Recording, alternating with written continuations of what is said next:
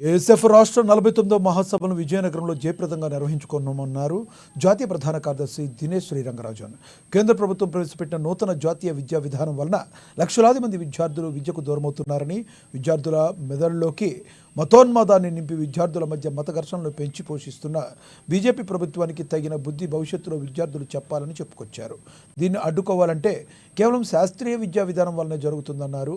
BJP అధికారంలోకి వచ్చినప్పటి నుండి ప్రభుత్వ రంగ సంస్థలను అమ్మడమే లక్ష్యంగా పరిపాలన కొనసాగిస్తుందని, పేదల ఆకలి తీర్చకుండా అంబానీ అదానీల కుటుంబ ఆస్తులను పెంచడానికి పనిచేస్తుందని, దేశ సంపదనంతా వారికి కట్టబెడుతున్నారని మండిపడ్డారు.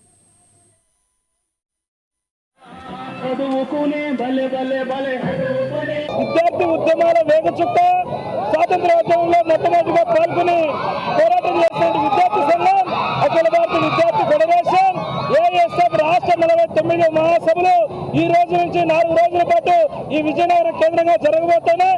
ప్రధానంగా దేశంలో నరేంద్ర మోడీ ప్రభుత్వం వచ్చిన తర్వాత విద్య పూర్తిగా ప్రైవేటీకరణ, కార్పొరేటీకరణ, కాషాయకరణ పూర్తిగా అయిపోతుంది. ఈ రోజు పాఠ్యాంశాలు మత విద్యాశాలను రెచ్చుకుంటే పద్ధతులు, మత భావజాల నుంచే పద్ధతుల్లో కూడా ఈరోజు పాఠ్యాంశాలు చేస్తున్నారు.